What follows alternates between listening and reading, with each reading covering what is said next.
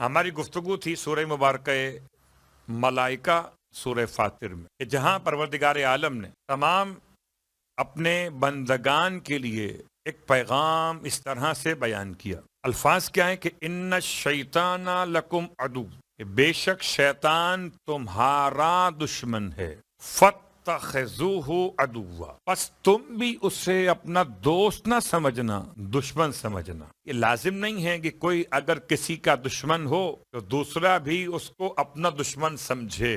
کچھ نادانیاں، کچھ حماقتیں ایسی ہوتی ہیں کہ وہ میرا دشمن ہے اور میں اسے اپنا دشمن نہیں سمجھ رہا. پروردگار عالم نے شیطان کے مسئلے پر اس بات کو ایک سے زیادہ مقامات پہ بیان کیا کہ شیطان خدا کا دشمن نہیں ہے، شیطان خدائی کا دشمن ہے. شیطان کا جھگڑا آدم سے تھا تو آدم کی اولاد سے آدم کا بدلہ لے رہا ہے.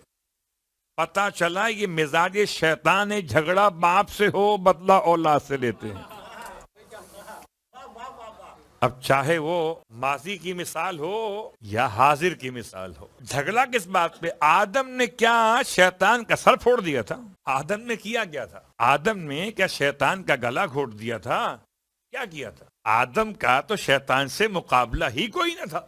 جب مقابلہ ہی نہیں تو جھگڑا کیسا؟ جب جھگڑا ہی نہیں تو دشمنی کیسی؟ تو مزاج شیطانیت سمجھ میں آتا ہے کہ جھگڑا، مقابلہ، سر پھاڑ دینا یہ تمام مسائل نہیں ہیں. اصل مسئلہ یہ ہے کہ چونکہ حضرت آدم کو خدا نے ملائکہ کے لیے مسجود قرار دیا اور شیطان حسد کے مارے ہی جل گیا. جہنم میں تو بعد میں جلے گا، یہیں جل گیا. تو پتہ چلا کہ اگر حسد کی آگ ہو تو چاہے جھگڑا ہو کہ نہ ہو. مثال آسان کر دیتا ہوں. آدم کے دو بیٹے حابیل و قابیل. قابیل کا حابیل سے کیا جھگڑا تھا؟ قابیل کا حابیل سے جھگڑا یہ تھا کہ حابیل کی قربانی قبول ہو گئی، قابیل کی رد ہو گئی. تو قابیل نے اپنی قربانی قبول کروانے کے بجائے حابیل کو ہی جان سے مار ڈالا. تو شیطان نے حضرت آدم کی طرح مقام حاصل کرنے کے بجائے حضرت آدم کے خلاف اعلان بغاوت کر دیا. خدا سے تو کہتا تھا کہ تجھے سجدہ کروں گا، آدم کو نہیں کروں گا. الم احد الیکم یا بنی آدم اللہ تعبدوا الشیطان انہ لکم عدو مبین. کیا خدا قرآن میں یہ نہیں کہتا سورہ یاسین میں، اے آدم کی اولاد، کہ تم سے ہم نے عہد نہیں دیا تھا کہ شیطان کی پرستش مت کرنا؟ شیطان کرتا کیا ہے؟ شیطان بڑا خوفناک ہے. اس کے سامنے تین طرح کے لوگ ہیں. ایک وہ لوگ ہیں چٹکی بجاتے کے ساتھ شیطان کے ساتھ چل پڑتے ہیں، وہ انتظار کرتے ہیں کہ کب شیطان. اب کیا خبر تھی ہمیں کچھ ایسے لوگ بھی زمانے میں آئیں گے جو اپنے رہبر کی تعریف میں کہیں گے کہ وہ جہاں سے گزرتے تھے شیطان وہاں سے نکل لیتا تھا. پتہ نہیں کیا سوچ کے نکل. صلوات پڑھے محمد و آل محمد. ہم کچھ نہیں کہہ سکتے. لوگ اپنے رہبر کی تعریف میں کہتے ہیں اللہ اکبر، کہ شیطان ان کو دیکھ کے نکل جاتا تھا. تعریف کرنے والا تعریف کرنا تو سیکھ لے. پتہ چلا کہ نقل کرنے کے لیے بھی عقل چاہیے. اللہ اکبر. بہت ساری مثالیں ہیں مگر عنوان کہیں اور نکل جاتا ہے. تو اپنے آپ کو روکتے ہوئے کہ شیطان کے سامنے تین قسم کے لوگ ہیں. ایک قسم وہ جو شیطان کی بات پر فوراً تیار ہے، آمنا و صدقنا کہہ کر. ایک گروہ وہ ہے جو ذرا سا مشکل کرتا ہے، اس کے بعد پھر شیطان اسے بہلا کر پھسلا کر اپنے ساتھ ملا لیتا ہے. کچھ محنت لگتی ہے شیطان کو مگر ساتھ میں ملا لیتا ہے. تیسرا گروہ ایسا ہے شیطان جس سے مایوس ہے. خدا نے اسی گروہ کی بات کی ہے کہ میں اپنے بندوں پر مطمئن ہوں. شیطان تو جتنا کر سکتا ہو کر لے، جو میرے خالص ہیں وہ تیرے نہیں ہو سکتے. اللہ اکبر. اتنا اطمینان خدا کو ہے اپنے بندوں پر. اب آئیے شیطان کے طریقے واردات پر کچھ گفتگو کریں اس آیت کے ذیل میں. آیت کیا کہتی ہے کہ ان الشیطان لکم عدو، شیطان تمہارا دشمن ہے، تم بھی اسے اپنا دشمن تصور کرو. کاش کہ شیطان دکھائی دیتا تو پکڑ کے مار دیتے. کہیں دکھائی دیتا، آپ کو کیا خبر اگر دکھائی بھی دیا ہے تو شکل کیسی تھی، جیسے کوئی تبلیغ کرنے کے لیے آیا. اور یہ ہم تھوڑی، تاریخ کہتی ہے، تاریخ بتاتی ہے کہ شیطان کبھی شیطان بن کے نہیں آتا.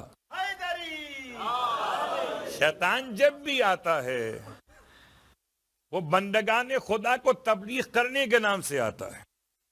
اسی لیے ہم پہچان لیتے کہ تبلیغ میں اگر ولایت کا اعلان نہ ہو تو گڑبڑ ہے.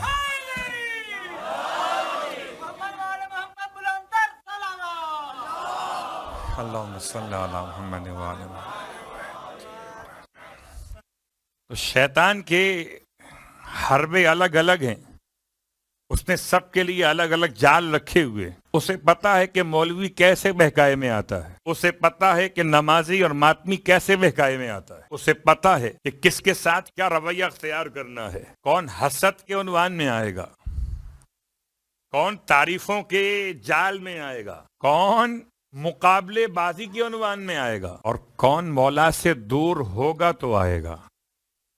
اسے سب پتا ہے. اب شیطان کے حربوں میں پروردگار نے آیت کو بیان کرنے سے پہلے اس کا پیغام سمجھایا.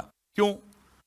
کہ تاکہ شیطان کے بارے میں اگر کوئی آپ کا خیال ذہن میں آتا بھی ہو، شیطان تو بڑا نمازی تھا، ایسا نمازی کہ اس جیسی نماز تو کسی نے پڑھی ہی نہ تھی. تو کسی کی نماز سے دھوکہ مت کھائیے. نمازی تو شیطان بھی تھا. پتا چلا جب صاحب الامر کے سامنے سر جھکانے کا وقت آیا تو نمازی وہاں رہ گیا، نماز وہاں. صلوات پڑھے محمد وعلى محمد.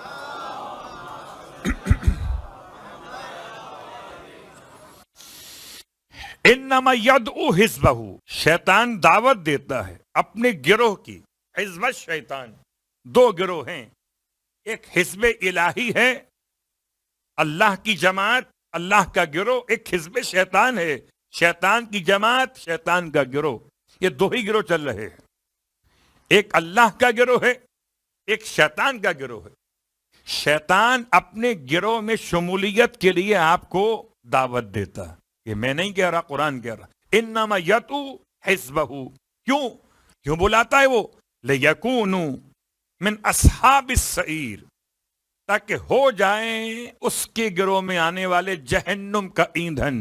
کیوں بلاتا ہے وہ حلوے مانڈے کے لیے نہیں بلاتا، وہ جہنم میں جلوانے کے لیے بلاتا ہے. اب جسے جلنے کا شوق ہو تو سو بسم اللہ آئے شیطان کی طرف.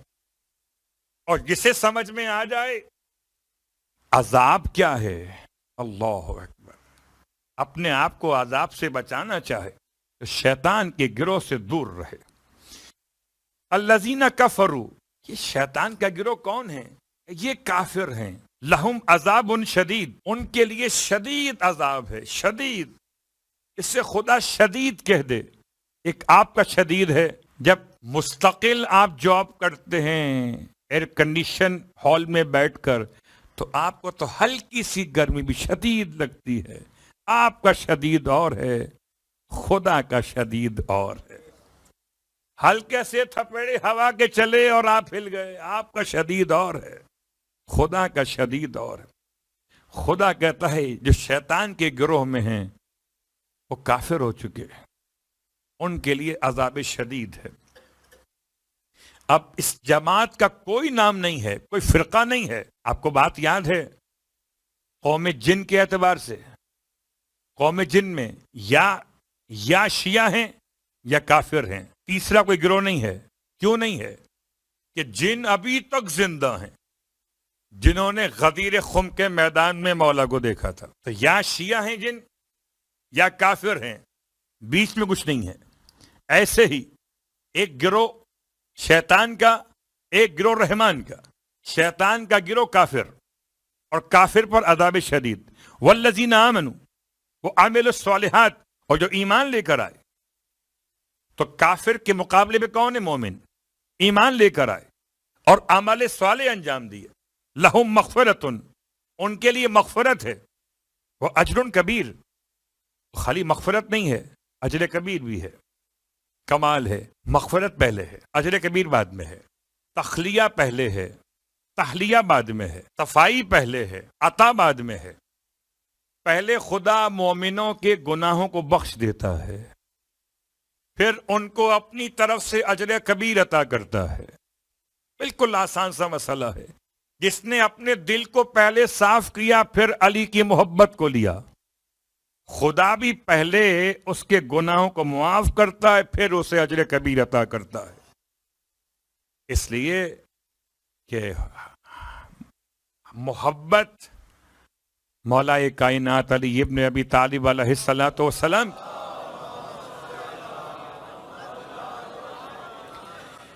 گناہ کو ایسے کھا جاتی ہے جیسے آگ خشک لکڑی کو جلا کر راکھ کر دیتی ہے. اس کا مطلب جب جب کوئی علی والا رہتا ہے تو گناہ گار نہیں رہتا.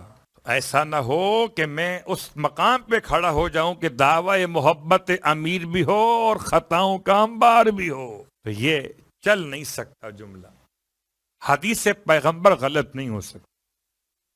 ہم اور آپ غلط ہو سکتے ہیں اور ہیں، لیکن حدیث پیغمبر کل بھی صحیح تھی اور آج بھی صحیح ہے. حب علی حسنا.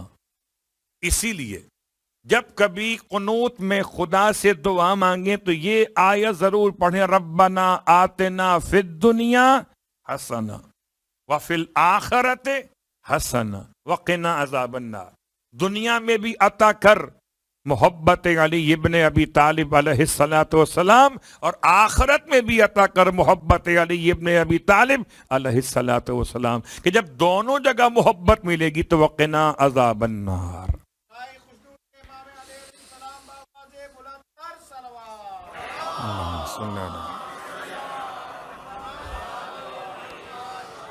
اب شیطان کے حربوں کی مثال ابھی آ رہی ہے. افمن زینا لہو سوء عملہ.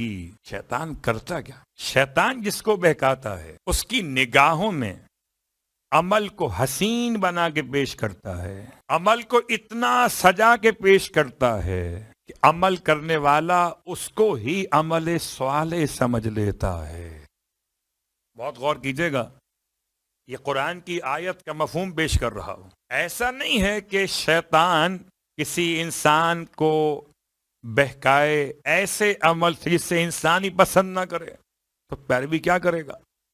وہ سجا کے دکھاتا ہے، وہ سنوار کے پیش کرتا ہے، اس سے وہ عمل برا نہیں لگتا، اچھا لگتا ہے. یہ جملہ قرآن کا فَرَآهُ حَسَنًا. شیطان نے برائی کو اتنا سجایا یہاں تک کہ انسان کو وہ عمل برے کے بجائے اچھا لگنے لگا. بہت ساری مثالیں ہو سکتی ہیں. قبلہ کتنا اچھا لگ رہا ہے. عجیب ہے خود جملہ، بدعت بھی کہتے ہو اور اچھی بھی کہتے ہو. کچھ ایک تو لفظ نکال لو، صلوات پڑھے محمد. یہ اچھی چھوڑ دو، یہ بدعت چھوڑ دو.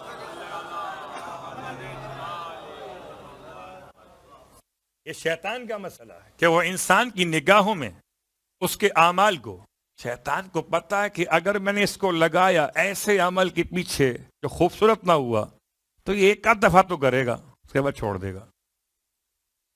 ایسی کارروائی کرو کہ پھر ہمیں دوبارہ زحمت نہ ہو. ایک دفعہ لائن پہ لگا دو، پڑھے جائے نمازیں، رکھے جائے روزے، کرے جائے حج، اور کھائے جائے رشوت کا مال. پاک اپنے آپ کو پاک سمجھتا رہے.